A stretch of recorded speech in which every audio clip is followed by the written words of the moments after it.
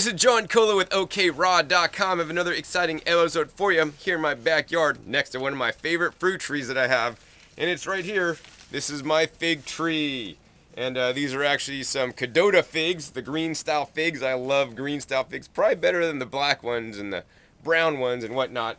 But today we're going to talk about figs. I'm going to answer the one simple question on why do figs burn your mouth if you eat too many, or sometimes if you just eat one or two. And to find out, let's actually do a close-up on the tree itself to show you guys what happens when you pick an unripe fig and why that burning sensation occurs. There it is. There is a fig on here, and this is not yet ripe. How do you know if a fig's ripe on the tree? Well, number one, it's going to be soft. So if you feel this is going to be soft, this is actually still very hard. Another thing is the color is going to change. So the color will look more appetizing to the eyes. Right now it's a dark green. When these are ripe, they're going to be almost like a light green color and actually quite soft. The other thing that happens on many fig trees is that when it's ripe, this little stem right here, I don't know if you can see that little stem right there, it gets limber, and actually the fig almost like droops down and is hanging. So those are some indicators of a ripe fig. Now when you don't have a ripe fig and you pick it, what happens is this. We're going to go ahead and pick that for you guys so you can see. Break it off, and look at that. See that stuff? It's literally oozing some white sap. You see that? It's dripping off right about now. There it is, the white sap juice. So this is actually called like a fig latex, and the reason why your mouth burns when you eat figs is due to this latex. Inside that latex there is actually a proteolytic enzyme. This proteolytic enzyme that's in the latex of the fig is actually called phycin. So phycin is a proteolytic enzyme. What's a proteolytic enzyme? For those of you guys that aren't PhDs or whatnot, proteolytic means it basically breaks down protein. You may be familiar with pineapples contain bromelain and papayas contain papain, which are also enzymes. Well, the fig has the proteolytic enzyme because the enzyme is there in the fig tree so that predators can't eat the figs, especially when they're unripe. So the proteolytic enzymes has been known to literally digest worms. So if worms are up on the tree trying to get in the fig and eat all the fig out in the fruit, right? The worms are going to digest themselves from this proteolytic enzyme. That being said, how can you get away from this proteolytic enzyme when you're eating figs? Because we don't want to break down, and when your tongue burns, it's not because of any hairs or, any jagged, sharp points on the fig. It's actually because of this enzyme is actually breaking down the proteins on your tongue.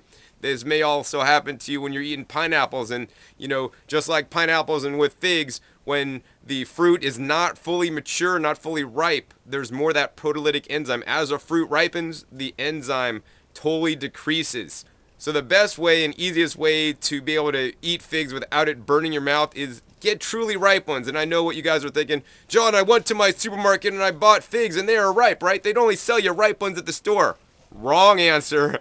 If in the store they picked them as ripe as you need to eat them, they'd expire in probably like hours, because some of these ones I get off the tree are like jelly, and if they sit on the tree one more day, they're not going to be good anymore. So in commerce and in trade, they need to pick the figs, a little bit hard so that they'll, stay fresh in shipping, so that the farmer won't lose his investment in his figs. I mean, that's after all his profit, and that's why he's doing it, right?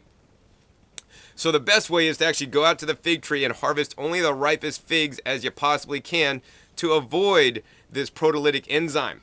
Next, I want to share with you actually a real good use of this latex and the phycin in there. Actually, if you have warts or corns, it is said that if you put this little, white stuff from an unripe fig on your wart or corn, it'll actually break down the proteins of the wart or the corn and make it go away. So I don't know, that's a old wives' tale, but you might want to try it. It's a simple and easy and natural, fix that may work or it may not. When you are picking figs, and if it drips a whole bunch of this white latex stuff, your fig was not totally ripe. So that's an indicator of ripeness. When you pick a ripe fig, it shouldn't have any of this latex stuff come off. And I always want to encourage you guys to eat the ripest fruits as possible, because there's going to be more nutrition, it's going to taste better, and also you're not going to get any mouth burn.